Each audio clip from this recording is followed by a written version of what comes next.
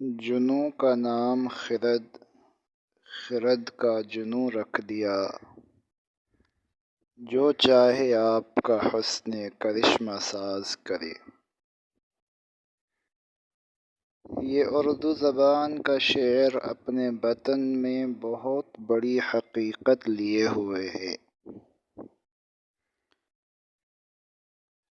تاریخ انسانی کا مطالعہ بتاتا ہے کہ واقعتاً انسان ہر دور میں علم اور عمل کی سطح پر یہی طریقہ کار برتتا رہا ہے اور یہی ادا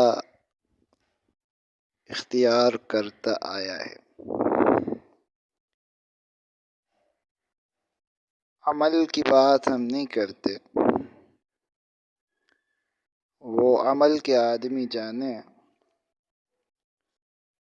لیکن علم کی سطح پر دیکھیے تو یہ حقیقت واقعی یہ معاملہ واقعتاً ایسا ہی ہے۔ اس گفتگو میں ہم اس کی صرف 3 مثالیں پیش کرنا چاہتے ہیں کہ کس طرح انسان علم کی دنیا میں دھوکہ کرتے ہیں، اپنے پریجوڈیسز کی حفاظت کے لیے،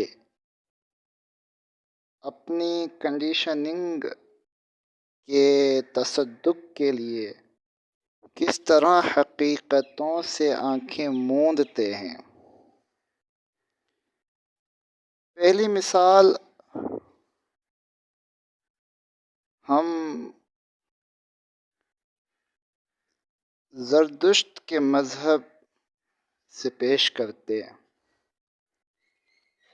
یہ زoroastrian ریلیجن جو ہے، پارسی مذہب، انہوں نے کس طرح زرتشت کی تعلیمات کو بگاڑا ہے، اس کی ایک مثال پیش کرتے ہیں۔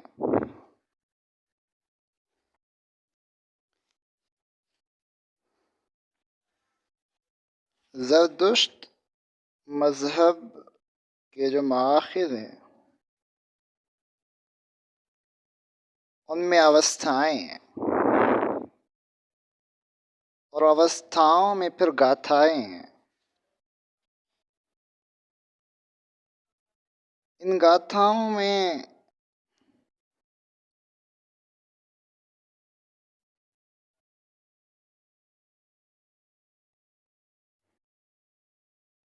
سات صفات بتائی گئی ہیں۔ اہورا مزدا یا یزداں یعنی خدا کی 7 صفات بتائی گئی ہیں۔ پہلی صفت ہے مزدا سپینتا، یعنی وہ مقدس روح ہے۔ دوسری صفت ہے آشا وحشتا، یعنی وہ انصاف ہے اور صداقت ہے۔ تیسری صفت ہے ووہمنا، یعنی وہ درست سوچ ہے، راست سوچ ہے، صحیح طرز فکر، جس طرح گوتم بدھ کہتے تھے کہ صحیح سوچ۔ پھر ایک صفت ارمیتی ہے، یعنی بھگتی، ارادت۔ پھر 3 صفات اس کی اور ہیں۔ پہلی کھشتر اویریا ہے، یعنی اس کی سلطنت ایسی ہے جس میں داخل ہونے کی خواہش کی جائے۔ پھر ایک اس کی صفت ہوروا تت ہے، یعنی وہ ہمہ گیر ہے، ہر جگہ پہ موجود ہے۔ اور آخری صفت امیر تت ہے، یعنی وہ لافانی ہے۔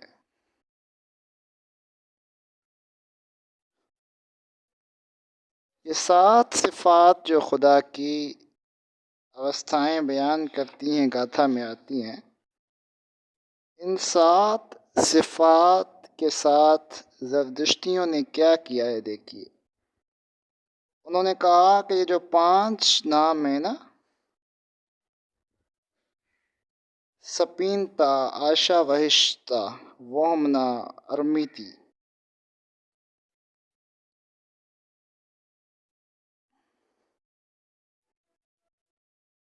یہ صفتیں، 4 صفتیں، یہ خدا کی اولادیں ہیں. جیسے عیسائی کہتے ہیں، نصرانی کہتے ہیں کہ حضرت عیسیٰ اللہ کے بیٹے ہیں، معاذ اللہ. وقالوا اتخذ الرحمن ولدا.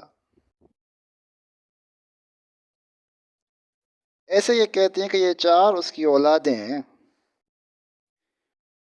اور پھر جو باقی 3 صفات ہیں وہ لکھتے ہیں کہ یہ 3 صفتیں وہ 3 اجسام ہیں جس میں خدا آیا تھا، یعنی کھشتر اویریا، ہوروا تت اور امیر تت.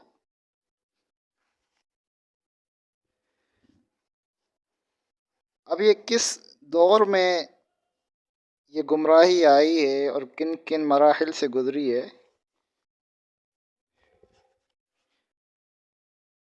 اس کا مطالعہ تاریخ کا موضوع ہے، تفصیلی بات ہے. لیکن غور کیجئے کہ کس قدر حماقت ہے، کس قدر حماقت ہے کہ صفات کو اولادوں اور اجسام میں تبدیل کر دیا. اور زرتشت کا پیغام جو توحید کا پیغام تھا، اسے شرک کی بدترین صورتوں میں ڈھال دیا.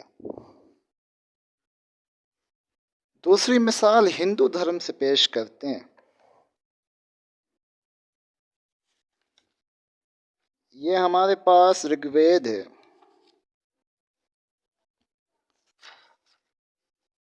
اس کے کھنڈ 3، ادھیا 29 اور شلوک 11 میں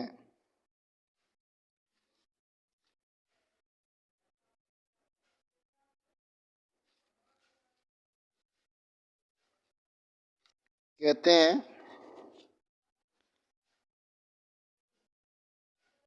کہ اس اگنی کا وسیع اور کبھی نہ ختم ہونے والا روپ ہے، اس کا کوئی جسم نہیں، اسے روح کہا جاتا ہے.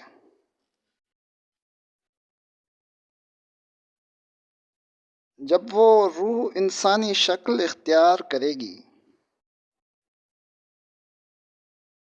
تو پھر انہیں اسر کہا جائے گا اور نارا شنسا کہا جائے گا. اور جب وہ کائنات کو منور کریں گے، روشن کریں گے،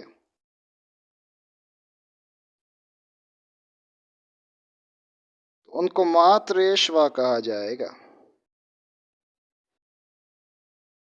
اور اس وقت بھی وہ وایو کی مانند ہوں گے، ہوا کی مانند ہوں گے، یعنی روح وہی ہوگی، روح محمدی، یعنی اپنی پیدائش سے قبل اس دنیا کے اندر اور پھر قیامت کے دن مقام محمود پر.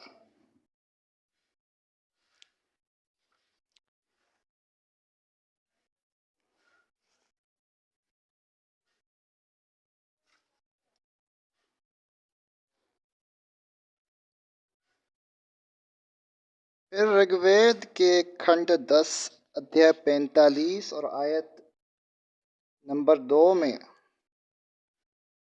کہا جاتا ہے، اے اگنی، ہم تمہارے تینوں روپوں کو جانتے ہیں، جہاں جہاں سے آپ گزریں گے ہم اس کو بھی جانتے ہیں، ہم تمہارا نام بھی جانتے ہیں، اور آپ جہاں پیدا ہوں گے وہاں سے بھی واقف ہیں، آپ جہاں سے آئیں گے ہمیں اس کی بھی خبر ہے۔ پھر اس نارا شنسا کا نام بھی لیا گیا ہے۔ رگ وید کھنڈ 10 ادھیائے 93 اور آیت نمبر 14۔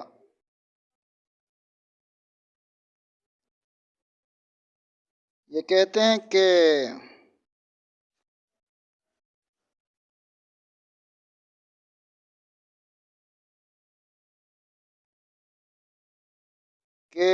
اب میں اس ناقابل شکست رشی زمین کی ناف کے سپوت الوکک ہستی یعنی روحانی ہستی رام کا بیان کرتا ہوں۔ اس رگ وید کی آیت میں یا اس کے شلوک میں یہ رام لفظ آیا ہے، جسے لے کر پھر وید ویاس نے رامائن کا افسانہ لکھا، یا موجودہ دور میں اگر ناول کہیں تو غلط نہیں ہوگا، کیونکہ رامائن اپنی بنیاد میں ایک ناول ہے۔ تو رام لفظ یہاں آیا ہے، رگ وید کھنڈ 10 ادھیائے 93 اور آیت 14۔ اب یہ رام کی خوبیاں بتا رہے ہیں کہ ناقابل شکست زمین کی ناف، یعنی جس طرح پیٹ کا مرکز ناف ہوتی ہے، اس طرح زمین کے مرکز سے جو پردیسی آئے گا، یہ رام جو لفظ ہے اس کا لفظی معنی پردیسی ہے، رشی، اس کا بیان کرتا ہوں۔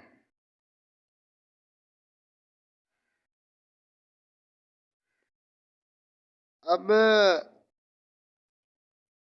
رگ وید کے جو شاعر ہیں انہوں نے عجیب بڑی دلچسپ بات لکھی ہے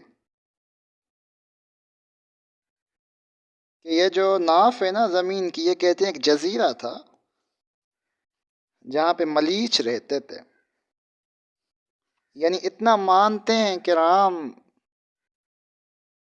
ہندوستان کا نہیں ہے، ہندوستان سے باہر کا ہے، لیکن افسانہ بنا رہے ہیں کہ ایک جزیرہ تھا ایسا۔ حقیقت یہ ہے کہ یہ منتر یا یہ شلوک یا یہ آیت پوری اتر رہی ہے حضرت محمد صلی اللہ علیہ وسلم پر، کیونکہ وہ ناقابل شکست تھے، ان کی زندگی میں کوئی طاقت انہیں شکست نہیں دے سکی حتمی اعتبار سے۔ وقت کی بڑی بڑی سلطنتیں جب ان سے ٹکرائیں تو جھک گئیں، ان کے شاگردوں سے ٹکرائیں تو ان کے حصے میں شکست آئی۔ پھر زمین کی ناف سے مراد زمین کا مرکز ہے جو کعبۃ اللہ ہے، اور رام جو لفظ آیا ہے اس کے معنی پردیسی، اور ظاہر ہے کہ ہندوستان کے لیے، چونکہ یہ رگ وید ہندوستان میں نازل ہو رہی تھی، یہ کس پر نازل ہوئی اور اس رگ وید کا قرآن مجید میں کیا بیان ہے، یہ ایک الگ موضوع ہے۔ پھر رشی یعنی کہ نیک انسان، اس کا بیان کرتا ہوں۔ یہ رام کا لفظ محمد صلی اللہ علیہ وسلم کے لیے تھا، لیکن ان ہندوؤں نے کیا کیا ذرا دیکھیے، وہی لفظ لیا اور اس پہ رامائن کا ایسا افسانہ بنا دیا کہ اب کسی کو سمجھانا بہت مشکل ہے کہ رام حقیقی کردار نہیں تھا، رامائن ایک کہانی ہے۔ اس اصطلاح کو لے کر بنائی گئی جو کہ رگ وید میں رسول اللہ صلی اللہ علیہ وسلم کے لیے آیا تھا۔ پھر تیسری مثال توریت سے پیش کرتے ہیں، اولڈ ٹیسٹمنٹ بائبل، اس میں ایک کتاب، اس کی ایک بک شرح شریم ہے۔ شرح شریم کا معنی ہے کہ شیر کہتے ہیں عبرانی میں گیت کو، اور شرح شریم مطلب کہ گیتوں کا گیت، سب سے بڑا گیت۔ ایک ضمنی بات آپ سے کہیں، موضوع سے متعلق نہیں ہے، یہ جو عربی لفظ ہے نا شعر، جو فارسی اور اردو میں اور سندھی میں بھی استعمال ہوتا ہے کہ بڑا اچھا شعر کہا آپ نے، یہ شعر شیر کی بگڑی ہوئی شکل ہے، شرح شریم۔ اور اس وقت جو انگریزی میں توریت ملتی ہے، اولڈ ٹیسٹمنٹ ملتی ہے، اس میں اس باب کا نام ہے سانگ آف سانگس یا سانگ آف سولومان، سلیمان کے گیت۔ اردو میں جو توریت ملتی ہے اس میں یہ عنوان ہے۔ اس کے 5ویں باب میں آیت نمبر 10 میں ایک شخصیت کے بارے میں بات ہو رہی ہے، اور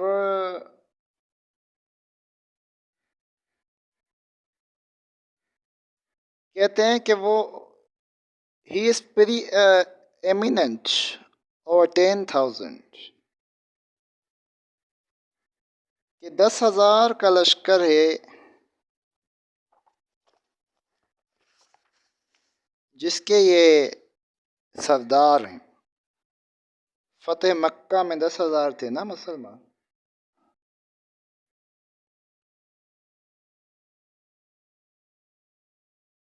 پھر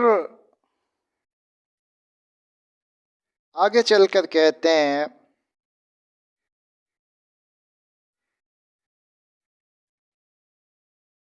کہ اسی شرح شریم کے باب 5 آیت نمبر 15 میں کہتے ہیں My beloved is white and ruddy، سرخ و سفید ہیں، کالے بال ہوں گے۔ اور یہ متواتر احادیث سے ثابت ہے کہ رسول اللہ صلی اللہ علیہ وسلم بہت سرخ و سفید تھے، حتیٰ کہ شمائل ترمذی میں ایک صحابی فرماتے ہیں کہ ہم رات کے وقت مسجد نبوی میں گئے تو آپ صلی اللہ علیہ وسلم سو رہے تھے، تو ہم کبھی چاند 14ویں کا نکلا ہوا تھا، کبھی چاند کو دیکھتے تھے، کبھی ان کو دیکھتے تھے، اور پھر سوچتے تھے کہ زیادہ کون حسین ہے، کس میں زیادہ نور ہے، اور ہم اس نتیجے پہ پہنچے کہ محمد صلی اللہ علیہ وسلم کا چہرہ زیادہ منور ہے۔ چاند کا حسن ظاہری ہے اور محمد صلی اللہ علیہ وسلم کا حسن معنوی ہے، وہ صباحت ہے اور یہ ملاحت ہے۔ لنا شمسن وللآفاق شمسن، حضرت عائشہ فرماتی تھیں ایک سورج آسمان میں ہے اور ایک ہمارے گھر میں ہے، وشمسی خیر من شمس السماء، ہمارے گھر کا سورج آسمان کے سورج سے بہتر ہے۔ فإن الشمس تطلع بعد الفجر، یہ سورج تو صبح میں ابھرتا ہے، شام میں ڈھل جاتا ہے۔ وشمسی طالع بعد العشاء، ہمارے گھر کا سورج رات میں بھی چمکتا رہتا ہے، صلی اللہ علیہ وسلم۔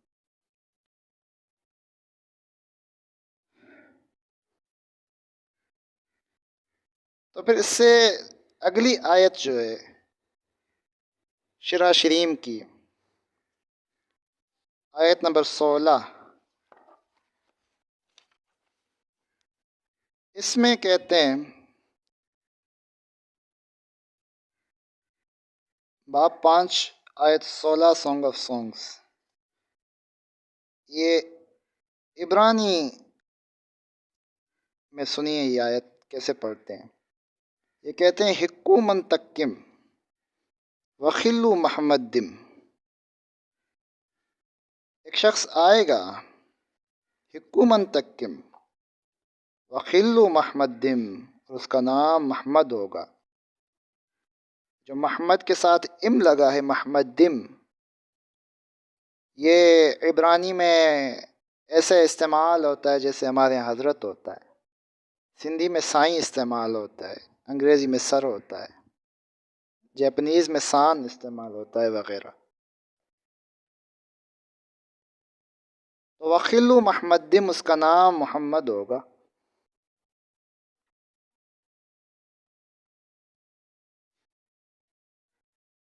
لیکن یہ جو یہودی ترجمہ کرتے ہیں بائبل کا، اس میں محمد کا ترجمہ محمد نہیں لکھتے، محمد نہیں لکھتے، یہ لکھتے ہیں ہی از لولی، ہی از لولی.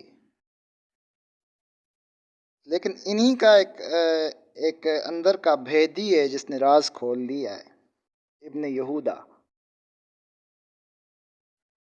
اس نے عبرانی اور انگریزی کی لغت لکھی ہے، ہیبرو ٹو انگلش.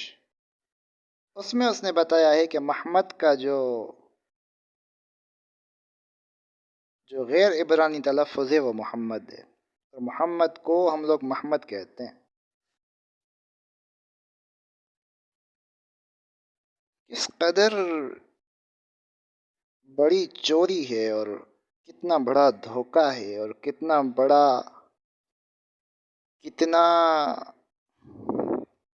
بڑا کتمان علم ہے، کتنا علم کو چھپایا گیا ہے. لیکن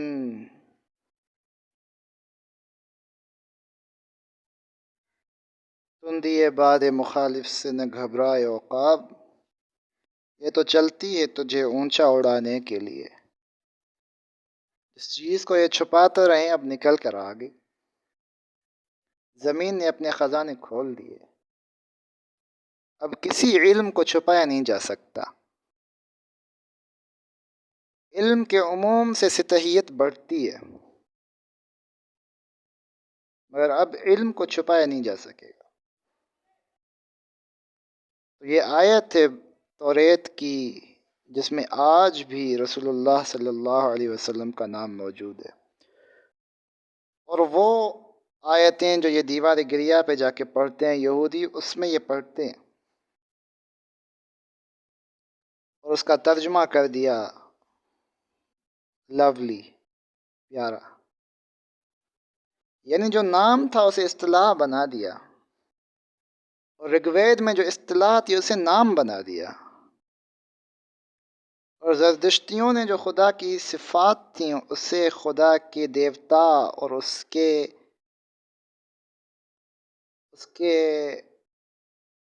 مظاہر بنا دیے.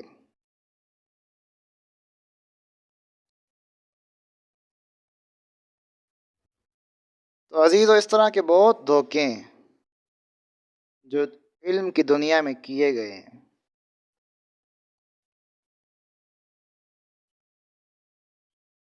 اور وہ کھلتے ہیں جب علم کے سمندر میں آپ غوطہ لگاتے ہیں.